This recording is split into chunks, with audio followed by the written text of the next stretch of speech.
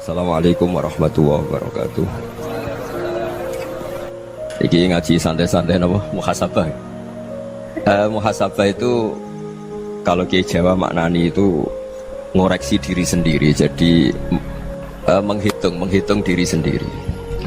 Ini pas bidang yang saya tekuni tadi karena Habib Ahmad yang minta kemarin sama ibu siapa dari Indonesian Power itu.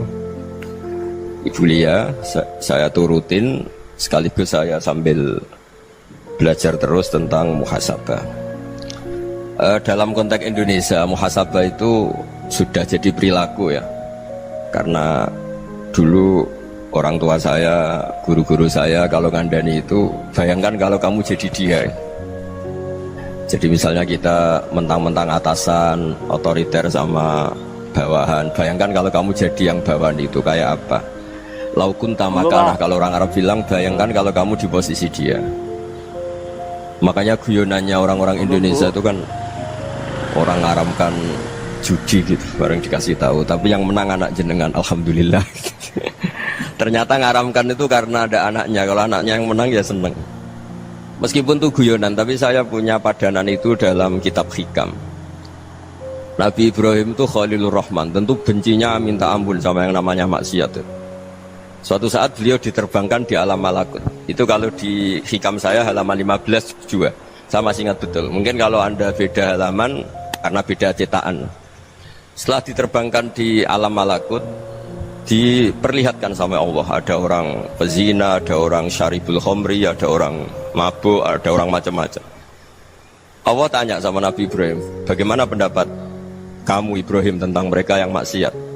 Kata Nabi Ibrahim, ya Allah, habisi saja mereka. Mereka hidup di bumi engkau, makan rezeki engkau, kemudian mereka tidak taat sama engkau.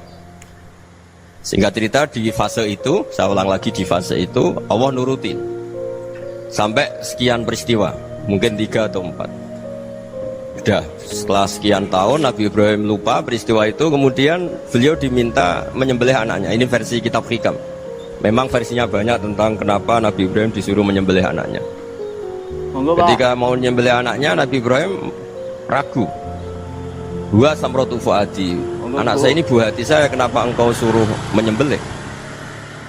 Terus kata Allah, apa kamu tidak ingat ketika kamu saya angkat di alam malakut, kemudian kamu usul bunuh-bunuh, saya tidak mempertimbangkan usul Anda, tapi kenapa sekarang saya merintahkan kamu mikir gitu? Terus, ya karena ini anak saya ya Allah. Terus kata Allah, rumang samu wong sing kon mateni gak gawean kau sing gawe kowe enak wae usul mateni. Sebenarnya saya yang bikin, kemudian Anda enak aja usul membunuh. Semenjak itu Nabi Ibrahim itu di eranya itu asfaqun nas, orang paling sayang sama manusia. Karena kadang kita keras itu ya kebetulan tuh udah anak kita, ada keluarga kita. Cara orang Jawa itu kan gitu ya, kalau ada perempuan terus macak yang macam-macam pakai sepeda motor cowok, terus wah itu luput suwo, semoga-moga gini. Tapi setelah dikasih tahu, niku ponakane jenengan, semoga-moga selamat. Jadi jangan-jangan kemarin ahli ma'asi itu kebetulan tuh tidak keluarga kita. Kalau keluarga kita yang pernah salah pada kita, semangat kita mintakan maaf. Jangan-jangan kita didikte hukum sosial gitu. Jadi orang yang salah, kebetulan tuh orang yang menservis kita, atau keluarga kita, atau orang dekat kita. Jangan-jangan semangat kita mintakan ampun. Tapi kalau sama orang lain, kebetulan musuh kita semangatnya minta itu kena adab. Nah ini yang nggak boleh dalam Islam. Islam mengajarkan niru Rasulullah SAW, Nabi itu rahmatal lil alam. Bahkan kemarin saya ngaji virtual sama beberapa habaib. Ada Habib Ali Al-Jufri dari Mesir gitu. Ya, ada Habib Alwi dari Kuitang, ada Habib Nabil Al-Musawa. Dari sekian habaib itu saya masih ingat diantaranya yang didawuhkan rahmatan lil alamin itu ketika Nabi adzahu qaumuh, disakiti oleh kaumnya, dan itu mereka masih kafir semua. Itu mereka dapat doanya Nabi, Allah mahdi qaumi fa innahum la ya'lamun. Kayak apa baiknya Nabi, orang yang menyakiti, yang melukai ya, tapi Nabi masih berdoa, Allah mahdi qaumi fa innahum la ya'lamun. Sayyidina Umar dapat doanya Nabi itu yakhina kana kafiran, ketika masih kafir didoakan, Allahumma aizzal Islam bi Umar. Itu ketika masih kafir. Itu pelajaran bagi kita bahwa yang sedang tidak cocok pun itu berdapat doa kita.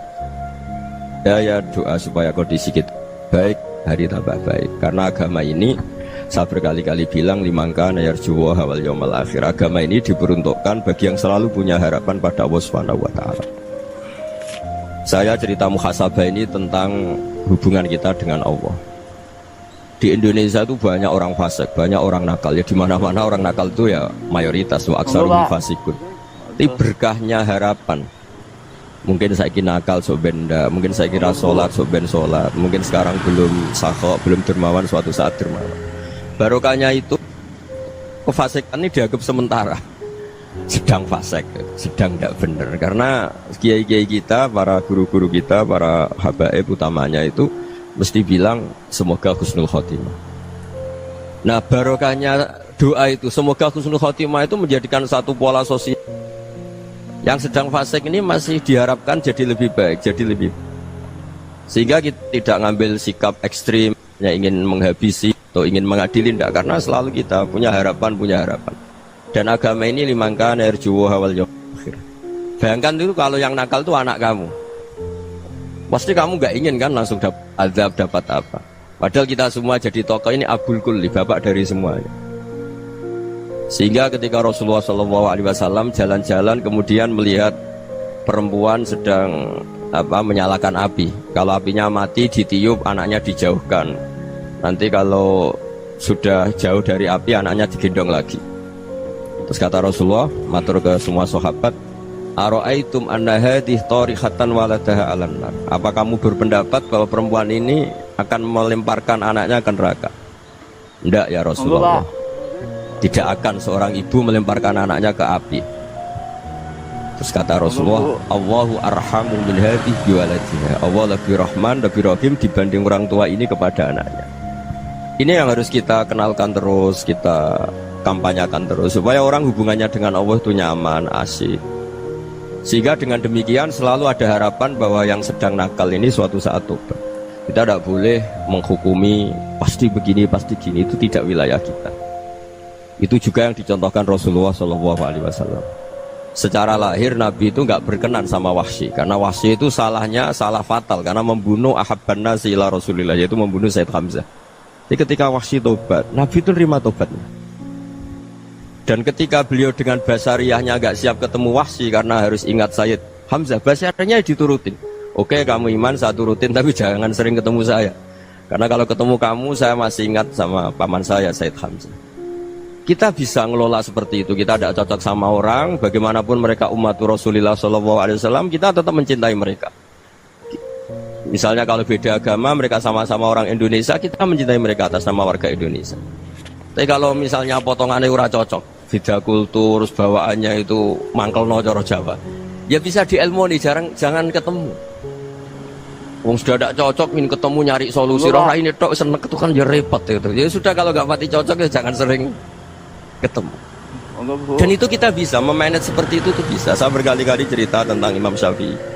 Kalau dikasih tahu ya Imam Abu Abdillah, panggilannya Imam Syafi'i, tetangga anda ini ternyata banyak yang nggak senang anda. Jawabnya beliau senang. Ya bagus kalau nggak senang saya, ndak utang saya kata. Jadi gara-gara saman seneng aku ngatur aku ini kan. Dan mungkin saman rasa seneng kan ya enak.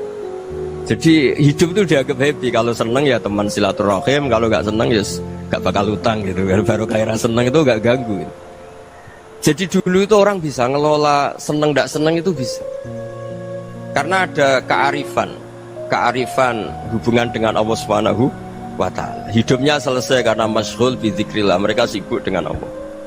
Makanya kata ulama-ulama tasawuf, kamu jangan melihat manusia perilakunya, tapi kamu juga harus ingat yang gerakkan semua itu Allah Subhanahu wa Ta'ala. Dengan demikian kita farah, kita senang. Makanya Nabi kalau ngutus Anas bin Malik kemudian nggak kesampaian yang diinginkan karena Anas main, ketika garwa-garwani Nabi agak tersinggung, Nabi andaikan Allah menghendaki yang saya inginkan kesampaian, pasti itu kesampaian. Jadi dianggap kegagalan Anas gak manggil yang dituju Nabi itu ya kersane Allah, ya enteng saja. Sayyidina Ali lebih parah lagi yang dialamin. Itu dalam beliau kalau dipanggil itu gak cepet-cepet ke sana. Ketika ditanya, kenapa kamu tak panggil gak cepet ke saya? Amin tu ukubatak, karena aku tahu engkau orang baik. Orang baik itu pemaaf. Jadi makanya orang-orang soleh dulu itu bodoni itu. Makanya sekarang kalau ada orang bodoni itu mesti dibidik orang soleh. Kalau orang-orang soleh itu kakean husnudzon akhirnya sering dibodonin. Abdullah bin Umar itu masyhur itu. Kalau ada budaknya sering sholat, sergap sholat itu dimerdekakan. Akhirnya nggak sholat pun pura-pura sholat. Akhirnya juga dimerdekakan. Ketika ditanya, kenapa engkau merdekakan? Padahal mereka sholatnya menipu engkau, kata pembisik-pembisik itu. Man khoda'ana lillah in khoda'na lah.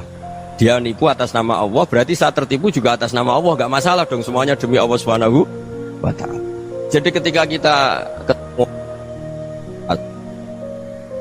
mensifati Allah Ta'ala itu ghafir, Allah pemaaf. Jangan kamu nggak fair untuk diri kamu nyifati Allah ghafir, pada orang lain Allah kamu sifati syadidul iqab. Jadi Allah kamu atur, kayak MC tadi ngatur saya. Jadi Allah itu apa? Kalau pada saya ghafir, kalau pada musuh saya syadidul iqab. Itu nggak fair. Kalau Anda punya harapan kepada Allah karena Allah Rahman Rahim, Allah ghafir, sebenarnya Allah pada musuh kita ya bisa saja Allah ghafir, bisa saja Allah Rahman Rahim. Jika kita melihat orang lain yang kita tidak cocok itu ya enteng saja. Monggo Pak. Itu min ummati Rasulillah sing tanaluhu syafa'atu, tanaluhu sa'atu rahmati, tanaluhu. Monggo Bu. Fair. Jangan dengan kita kayak mesti dapat rahmat. Jangan orang lain kayak Allah pasti syadidul iqab. Itu tidak boleh. Sehingga ketika ada orang Badui, singkat cerita orang Badui ini kencing di masjid, semua sahabat membentak dia. Yang nggak bentak hanya Nabi tok. Saking mangkalnya orang ini karena semua sahabat bentak kecuali Nabi. Setelah dibenarin Nabi, terus Nabi nyuruh sobu ali dhanuban min ma'in. Setelah disucikan masjid itu, dia berdoa keras sekali. Allahumma arhamni wa Muhammadan wa la tarham ma'ana ahadan. Ya Allah, yang berhak dapat rahmatmu hanya saya dan Nabi Muhammad, yang lainnya jangan gitu. Karena yang lainnya itu jengkelin, gitu aja saya salah dimarah-marahin gitu. Jadi kalau kamu doa terbatas ya kayak orang Bedui ini, kayak orang Arabi. Apa kata Nabi? Laqad tahajjarta wasi'an. Allah yang rahmatnya luas menjadi kamu sempitkan. Karena kamu mau atur Allah hanya rahman pada Indonesian Power, pada NU, pada kita, yang orang lain nggak perlu dapat. Itu kan kasihan Islam, karena Islam terus nggak dimiliki semua orang. Allah nggak dimiliki semua orang, Rasulullah nggak dimiliki semua orang, karena dipek NU, dipek ormas tertentu, dipek, nggak boleh seperti itu. Nggak boleh takhasyar tawasian, kata Nabi, nggak boleh mempersempit zat yang rahmatnya itu luas. Ini semoga etika ini kita pakai di Indonesia. Yang sedang fase kita harapkan lebih baik. Yang sedang nggak dapat hidayah kita doakan dapat apa? Hidayah. Masyhur kan, makanya tadi saya mohon sama Habib Ali supaya Habib Ahmad supaya tetap mahalul qiyam, tabaruk sama Habib Ali. Di antara doa-doa di Simtud Duror masyhur itu antuqa bilal mudhriba minnah bil ghufran wal musi'a bil ihsan. Jadi harapannya para habaib, para orang-orang baik dulu ya, semoga yang dosa itu dimaafkan, yang sedang salah dibuka, bikin lebih baik. Nabi itu tugasnya juga gitu. Wastaghfir li dzambika walil mu'minina wal mu'minat. Nabi itu tugasnya juga memintakan ampun yang sedang salah. Nah ini cobalah jadi etika kita, muhasabah kita. Jadi muhasabah itu cara berpikir kita set, kita pikir ulang. Ternyata semangatnya seorang nabi itu wastaghfir li dzambika walil mu'minun. Semangatnya itu memintakan ampun. Orang ahli tafsir tahu semua kalau Nabi itu tidak mungkin dosa. Jadi itu khitabun Nabi wa urida bihi ummatu, itu khitab Nabi, tapi yang dimaksud itu umatnya, karena Nabi tidak akan mengalami dzambun, tidak akan mengalami dosa. Sekarang enggak, kadang-kadang kita ini kalau orang lain salah itu semangat. Kalau di perusahaan ada teman salah, apalagi pimpinan salah itu seneng, barokahnya salah bisa ganti kan gitu. Ya, jadi kalau mungkin di dunia tokoh juga gitu, barokahnya ada tokoh salah, kita yang jadi populer sendiri, tidak boleh seperti itu. Kita harus salimus sodri di jami'il muslimin. Jadi ini harus dilatih. Saya tadi matur sama Habib Ahmad, latihan kita jadi hidup. Nabi itu kalau resep jadi wali itu kata Nabi gampang. Kata Nabi, kalau kamu ingin disenangin Allah, ya sudah. Kalau kamu asbahta wa amseta gini-gini, perasaan kamu, kata Nabi, jangan punya perasaan ghil sama orang muslimin. Itu sudah wadzalika min sunnati. Makanya Nabi ngendikan la yablughni ahadun an ahadin syai'an. Ada yang baca la yuballighni ahadun an ahadin syai'an. Seseorang jangan melaporkan ke saya tentang salahnya yang lain. Fa inni akhruju ilaikum wa ana salimus sadri. Karena saya ingin ketemu sampean semua dalam keadaan salimus sadri, tidak punya perasaan apa-apa.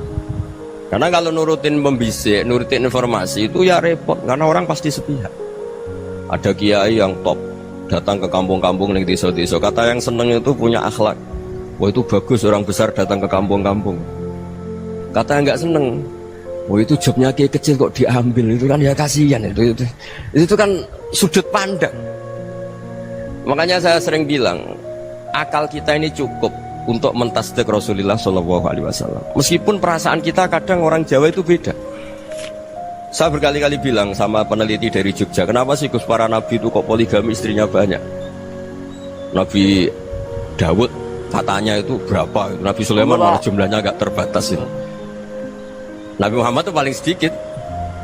Saya tanya gini, perempuan itu orang lemah, jadi kalau nolong orang satu gimana baik, kalau nolong orang dua ya lebih baik, ya sudah kira-kira seperti itu. Paling tidak akal kita masih tahu kalau orang baik itu kan mesti baik, nolong orang satu baik, nolong orang dua ya lebih baik, nolong orang tiga lebih baik. Tapi kalau kamu orang nggak baik, satu saja kamu terlantarin, kamu miskinkan, kamu ya tinggal diukur kan. Kalau orang baik nambah baik, tapi kalau orang buruk tambah buruk. Nah itu akal kita bisa menganalisis kenapa sih nikah itu ada yang poligami, ada yang enggak. Sudah ukur saja diri kamu. Misalnya kayak saya elek keriting, rabi terus, mau perbanyak wong elek, orang perilaku netok, raine dadi elek kabeh gitu. Tapi nak kowe iku ganteng, alim, ganteng, sugih, anake ganteng-ganteng, berhubung kowe saleh ahli swarga kabeh, mertua yo bangga karena karir kamu meyakinkan. Ini mertua kamu aja gak bangga mau nambah. Ipar gak bangga, mertua gak bangga, desa kamu yang kamu wayai juga gak beda dengan Nabi ketika nikah Juwairiyah itu nggak ada pernikahan sebarokah Nabi dengan Juwairiyah itu Azharu Rasulillah. Di situ habis perang banyak tawanan, gara-gara jadi besanya Nabi langsung dibebaskan semua karena Azharu Rasulillah. Sekarang besanya Kanjeng Nabi. Dulu Abu Sufyan memangkalnya bukan main sama Nabi, gara-gara putrinya dinikah terus langsung jadi. Kalau kamu kan enggak, nikah satu, nikah lagi, satu kampung musuh kamu karena istri pertama ya cemburu, yang kedua agak bangga. Oh itu selesai itu di dunia wal akhirah. Maksud saya nganalisis Islam itu harus pakai akal. Dan akal yang dipakai, ini saya bawa ke kitab Ihya, adalah pikiran-pikiran para ulama. Makanya ketika Imam Ghazali ketika ditanya fakaifa bi muslimin fasikin asawaha fi jami'i amri, kalau kalian ketemu orang fasik, orang Islam tapi fasik, perilakunya nggak ada yang benar. Kata Imam Ghazali jawabnya lucu, aneh. Mamin muslimin illa wa islamuhu ta'ah. Tidak ada orang Islam kecuali dia mau Islam, membenarkan Allah dan Rasul itu sudah taatnya dia. Kok kamu tidak bisa melihat taatnya dia? Dia pikirannya kan ini pemabuk, ini tukang apa. Tapi kata Imam Ghazali, sebenarnya kamu masih bisa berpikir positif. Mamin muslimin illa wa islamuhu ta'ah. Tidak ada seseorang Islam ketika dia milih Islam itu pasti ada taatnya, yaitu tasdik pada Allah dan tasdik kepada Rasulullah SAW. Jadi dengan pola seperti itu, maka di antara guru-guru kita yang modern ya di era Mbah Maimun, di sini ada Habib Ahmad, Habib Salim, syair yang sering dibaca beliau adalah ada orang munajat sama Allah. Ini cerita munajat. Itu orang itu ngendikan gini, ana muthnibun, ana mukhtiun, ana asi, huwa rahimun, huwa ghafirun, huwa afi. Ya Allah, saya mukhti, saya orang yang salah. Ana mutnib, saya orang yang dosa. Ana asir, saya sering maksiat. Tapi engkau ya Allah, engkau ghafir, pemaaf. Engkau rahim, maha pengasih. Engkau afin, yang mudah memaafkan. Kata orang ini, ya agak kurang ajar, tapi saking senengnya sama Allah. Qobal tuhunna salasatan bisalasat. Ya gini saja ya Allah, sifat engkau diadu dengan sifat saya. Engkau Tuhan, Gusti, nggak boleh kalah katanya. Terus wasatah liban ausofu ausofi, dan kau pasti pemenangnya gitu. Jadi ada orang rayu Allah dengan cara seperti itu ya ada ya. Saya ini manusia, salah saya banyak. Engkau ampunannya banyak. Engkau Tuhan, Gusti, nggak boleh ampunan Anda, ampunan engkau kalah dengan salah saya. Nggak boleh Tuhan kok kalah. Jadi untuk supaya orang punya harapan gitu. Banyak juga wali-wali yang jadab ketika datang ke makam Rasulullah SAW. Itu kalau dongo ya agak kacau sebetulnya, cara syariat agak kacau. Ya Allah, engkau punya dua pilihan. Jika engkau menjadikan saya soleh, surah habibu, yang senang kekasihmu, yaitu Rasulullah SAW. Tapi jika engkau menjadikan saya fasik, surah adubu, yang senang itu setan. Monggo jenengan mau menyenangkan kekasih jenengan, mau menyenangkan musuh jenengan, monggo. Jenengan bebas kok memilih. Mestinya Allah ya senang menyenangkan kekasihnya. Jadi ya, intinya Allah dipaksa untuk menjadikan dia orang soleh gitu. Monggo Pak. Jadi kayak kemarin itu Pak siapa? Yang kesini itu. kuliah ke sini itu sama Habib Ahmad. Saya pertama nggak mau, lama-lama Habib Ahmad. Ini gimana Gus? Orang taunya saya dekat jenengan, kalau nggak kasil saya waduh, Beb. Ini kayak doanya wali yang tadi. Nggak punya pilihan, Beb. Nggak ada pilihan. Jadi saya mohon muhasabah itu dimulai cara berpikir. Makanya di sini sebetulnya tag ini supaya dapat barokahnya Ihya. Ini kitab yang disenangi para habaib, para ulama. Sebetulnya tag di muhasabah itu redaksinya gini ya, yang lengkap. Hasibu anfusakum qabla an tuhasabu wazinuha qabla an tuzanu wa tahayya'u lil ardil akbar.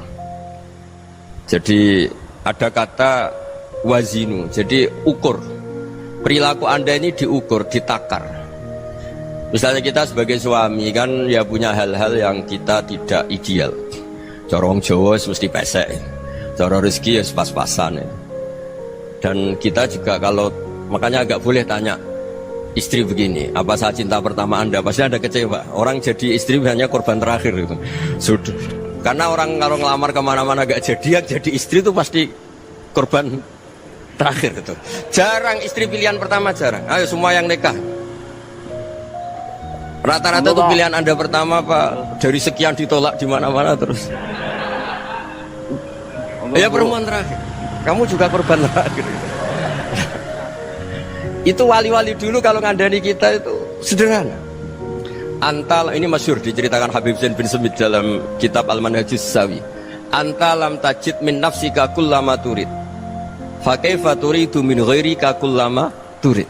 Kamu yang ingin ideal saja, kamu tidak menemukan pada diri kamu untuk menjadi ideal. Kamu kan ingin ganteng, ingin punya uang banyak, ingin perilaku Anda sempurna. Anda saja yang punya keinginan tidak bisa mewujudkan keinginan Anda sendiri. Fakaifa turidu min ghairika ma turid. Jadi antalam tajid min nafsika kullama turid. Fakaifa turidu min ghairika kullama turid. Kamu yang punya keinginan saja. Misalnya saya ingin punya uang banyak, perilaku saya selalu benar, gak pernah salah.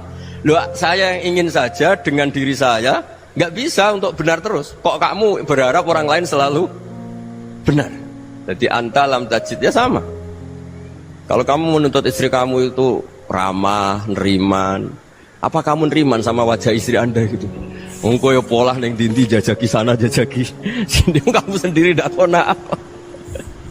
Jadi itu nasihat yang luar biasa. Antalam tajid min nafsika kullama turid, fa kaifa turidu min ghairika kullama turid. Kamu mau menghormati semua orang? Tidak mau kan? Kemudian Anda berharap semua orang menghormati. Nah, kamu tidak ingin kan orang lain semua menghujat kamu. Sementara kamu enak aja menghujat orang. Nah, makanya Rasulullah SAW luar biasa ketika bikin kaidah sosial. Apa la yu'minu ahadukum hatta yuhibba li akhihi ma yuhibbu li nafsi. Jadi kalau ukuran iman itu sederhana. Kalau sesuatu itu baik, nyaman bagi Anda ya. Ya bayangkan itu pada teman Anda. Misalnya Anda bangun tidur sudah acak-acakan, nggak punya uang, utang jatuh tempo, kan nggak ingin ketemu orang.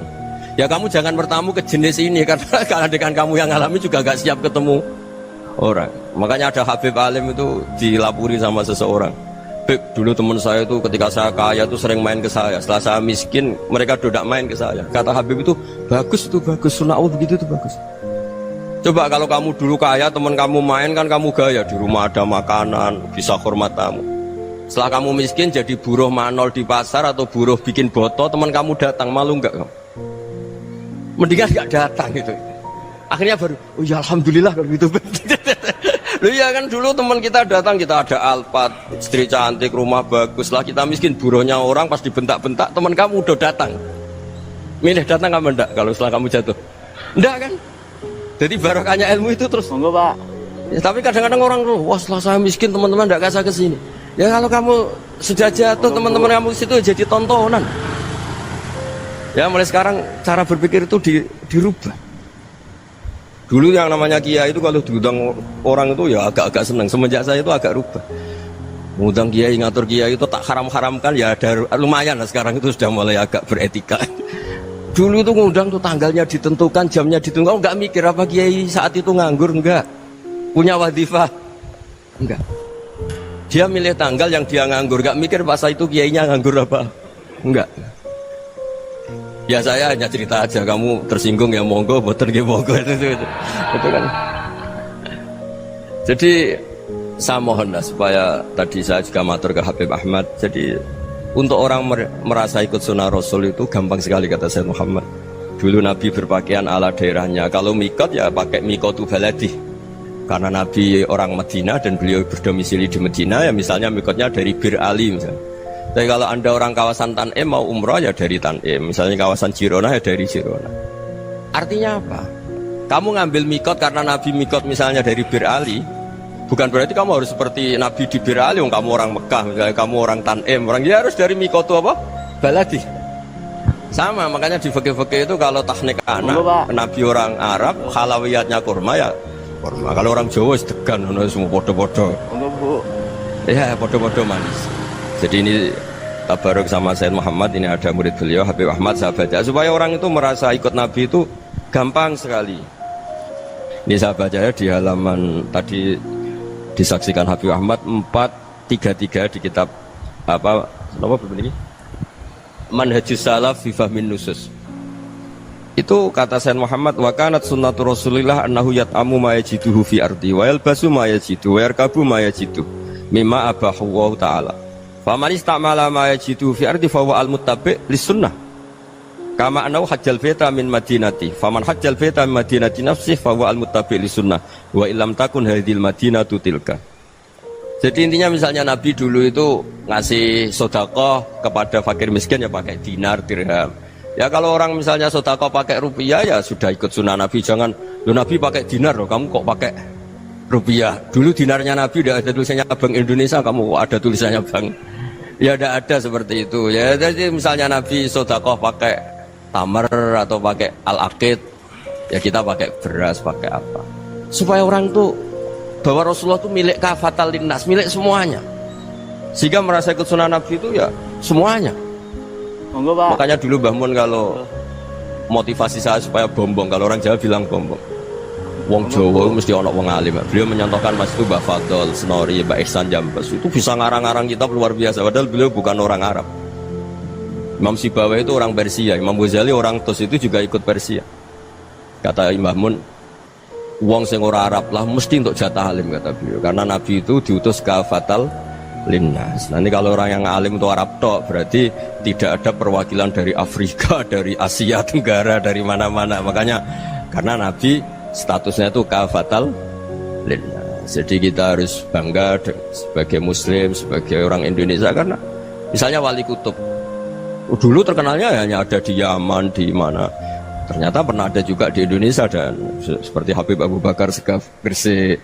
Jadi ya artinya kan tetap orang Indonesia meskipun beliau zuriyah Rasul kan ya sudah orang apa? Orang Indonesia. Zuriyahnya Habib Ali Simtuduror sekarang di Solo. Jadi Indonesia juga dapat alawin banyak dari Sadatin al-Alawin juga banyak. Jadi saya mohon barokahnya ngaji seperti ini. Melihat orang lain tuh gampang, bayangkan tuh kalau anak kamu. Makanya Nabi nanti kalau nggak percaya lihat di Hikam nomor 15 di kitab saya itu. Di situ dijelaskan oleh Hikam, jangan-jangan semangat Anda pada orang yang maksiat, pada orang yang keliru supaya dihukum itu karena kebetulan itu udah anak Anda, itu udah keluarga Anda. Coba kalau itu keluarga. Makanya kalau saya guyonan di Jogja itu ada pembantu mecahkan piring terus dimarahi majikannya, saya mesti guyon gitu. Pasti itu pembantunya tidak cantik. Kok bisa Gus? Andai kan cantik dan kamu senang mecahno piring satu, piring 1000 ra iso ngamuk. Ternyata ngamuknya tuh karena mecahkan piring apa karena plus tidak cantik. Coba jawab para lelaki ini. Kamu marah sama orang maksiat tuh karena maksiat karena plus itu udah anak Anda. Bayangkan kalau itu anak Anda. Itu hebatnya Rasulullah SAW. Karena kita yang salah pun kadung umatnya, Nabi tetap ngasih fasilitas syafaati li ahlil kabair min ummati. Kayak apa baiknya Nabi? Udah ikut maksiat tapi ikut fasilitasi ngasih syafaat. Loh kalau li ahlil ibadah kan wajar. Nabi ketika ini syafaati li ahlil kabair min ummati. Ya karena tadi logika yang dibangun Rasulullah itu logika yang luar biasa. Kita semangat orang lain kena hukuman itu karena kita tidak punya rofah, tidak punya rahmah. Coba kalau Rasulullah yang bil mukminina raufur rahim, semangatnya itu mendoakan supaya tobat, mendoakan diampuni. Dan itu juga yang diperintahkan oleh Allah Subhanahu wa taala, wastaghfir li dzambika walil mu'minina wal mu'minat. Ya semoga barokahnya ngaji ini barokahnya Habib Ahmad, barokahnya Maulid Simtudurar, barokahnya semua kitab madaih, tiba berjanji semuanya, barokahnya Ikhya, barokahnya Said Muhammad, barokahnya guru kita semua, Mbah Maimun, bapak saya. Kita ini ngikuti manhaj, ya, ngikuti apa? Manhaj. Saya sering didhawuhi Mbah Mun, kenapa ihdinas siratal mustaqim bukan siratoka, bukan jalan engkau ya Allah? Karena Allah itu nggak bisa kamu tiru. Allah itu tidak tidur, tidak makan, tidak kesel, tidak capek. Yang bisa ditiru itu siratal ladzina an'amta alaihim. Yang bisa ditiru manusia ya niru manusia. Karena Allah itu tidak bisa ditiru. Makanya ihdinas siratal mustaqim siratal ladzina. Dan niru siapa? Niru guru-guru kita. Termasuk niru cara pandang. Jadi misalnya ada orang awam di rumah itu hanya delok reng, delok tikus liwat, itu kan kayak nganggur. Kok ora tahajud malah mendelok reng. Melihatnya jangan gitu. Huwa tarokal ma'asiyah. Dia di rumahnya tidak dugem, tidak kemana-mana. Dia berarti malam itu tarkul ma'asi. Tidak nyopet, tidak garong, tidak ke tempat maksiat. Susahnya apa sih husnudzon? Jadi jangan lihat huwa tarkut tahajud, huwa tarokat tahajud, wa taroka qiyamal lail. Oke ya, namanya orang begitu ya tidak tahajud, tidak qiyamul lail. Tapi susahnya apa sih kamu bilang huwa tarokal ma'asiyah? Dia juga meninggalkan maksiat. Dan tarkul maksiat itu ibadah. Supaya orang tuh gampang lah husnudzon sama orang muslim. Ini orang mukmin, orang yang luar biasa. Di mata Allah itu orang yang luar biasa. Monggo, Pak. Kayak tadi Imam Ghazali, kalau saya ketemu orang muslim kemudian dia tidak pernah baik, gimana? Kata Imam Ghazali, mami muslimin illa wa islamuhu ta'ah. Tidak ada orang Islam ketika dia mentasdihkan Allah dan Rasulullah, berarti dia juga punya taat. Ya ini latihan saja, sing iso nglakoni Habib Ahmad kula namung cerita mawon. Kula cerita secara akademik, saya punya kitab, saya baca, dan alhamdulillah kita faham barokahnya para guru, dan supaya terbiasalah sebaik-baiknya ibadah husnudzoni billah wa husnudzoni bil mu'min. Soal tidak cocok ya diilmoni tadi ya, namanya nggak cocok ya jangan sering ketemu. Seperti Rasulullah SAW, beliau karena sangat mencintai Said Hamzah, ketemu orang yang pernah begitu sama Said Hamzah, ya beliau secara basyariah tidak siap. Tapi beliau secara cara bahasa sekarang, secara profesional, kalau beliau seorang nabi dan harus menerima tobatnya siapapun ya diterima. Saya meskipun dengan A, B gak cocok karena dia begini-begini sama saya, tapi saya ingat dia sholat, dia baca sholawat, dia mencintai Rasulullah, ya kita hormat. Ya soal gak cocok ya di manage tadi ya, zurhiban tasdid huban. Kalau gak pati cocok ya jangan sering ketemu, bawaannya enak nanti. Ya semuanya itu diilmoni lah. Makanya ngendikane Ma'ruf Al-Qurhi ada yang baca Al-Kharki, mangqala fil yaumi salasa marrat wa marham ummata Muhammad kutiba minal abdal. Karena semangat mencintai siapapun satu hari sering baca marham ummata Muhammad, wa asli ummata Muhammad, wa tajawaz an ummati Muhammad, itu mesti kutiba minal abdal. Dia pasti termasuk wali abdal. Maksudnya semangat mencintai ya dilatih lah. Misalnya Indonesia Power atau PLN, andai kan tidak ada PLN tuh kayak apa? Orang nggak bisa ngaji, tidak bisa aktivitas. Ya barokahnya ada PLN, barokahnya jasanya. Kita sadar, tidak semua kebaikan kita ini memenuhi keinginan orang banyak. Gitu. Orang banyak ingin listrik, ingin saluran apa, dan itu kadang yang mewujudkan orang lain atau kelompok lain. Ya karena itu manfaat ke orang lain ya kita doakan. Karena khairunas anfa'uhum linnas. Sehingga kita terbiasalah ngakui orang lain. Seperti semangatnya Rasulullah SAW, semuanya itu didoakan, semuanya diinginkan kebaikannya. Bahkan Nabi gak putus asa sampai di akhirat. Ketika Nabi lain sudah putus asa karena sudah akhirat, sampai dimintai syafaat semuanya bilang nafsi, nafsi. Karena merasa semuanya gak punya nyali di depan Allah. Karena ini sudah akhirat, sudah finish. Tapi apa Rasulullah? Analah. Ya udah, saya sanggup mensyafaati kalian. Terus kata Nabi, fa'atiyal arsya. Saya mendatangi aras fa'akhirru lahu sajidan, saya sujud wa ahmaduhu bima hamida 'allamaniha rabbi. Kemudian saya tetap muji Allah dengan pujian yang terus menerus. Padahal sudah di akhirat, sudah finish. Nabi dimintai syafaat masih sanggup karena Nabi tahu akhirat tidak bisa mendikte Allah, tidak bisa. Allah terus bilang, ya Allah ini akhirat loh, engkau sudah tidak boleh mensyafaat, tidak bisa. Allah tidak bisa diganggu akhirat, Allah tidak boleh dibatalkan rahmannya oleh akhirat. Allah tetap Rahman Rahim abadal abad. Dan Nabi tahu itu. Makanya kata para ulama, fa Muhammadun ahmadu min ghairihi. Jadi Nabi Muhammad namanya dua yang terkenal. Sebenarnya banyak yang terkenal dua, Muhammad sama Ahmad. Ketika Nabi punya nyali memuji Allah di akhirat atau sudah di akhirat, itu fa Muhammadun ahmadu min ghairihi. Ketika Nabi lain sudah tidak punya nyali muji Allah karena sudah akhirat, Nabi Muhammad tetap berani muji Allah di saat seperti itu. Makanya Ahmadu di situ kata ulama itu af'al tafdil. Fa Muhammadun Ahmadu min ghairi. Kanjeng Nabi lebih memuji Allah di saat yang Nabi lain sudah tidak punya nyali untuk memuji Allah di saat itu. Makanya kata Nabi fa akhiru lahu sajidan wa ahmaduhu bi mahamida 'allamaniha rabbi. Akhirnya setelah lama gitu terus Allah ngendikan ya Muhammad irfa' ra'sak wasal tu'tah wasfa' tusyaffa. Sudah Muhammad, angkat kepala kamu, kamu minta apa saya turutin, dan kalau kamu ingin mensyafaati umatmu saya beri hak apa? Syafaat.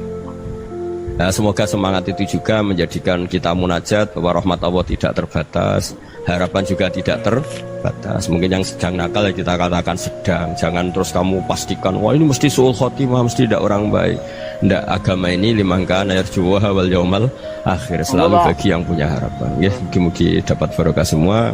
Mantu dengan kata wassalamualaikum warahmatullahi wabarakatuh.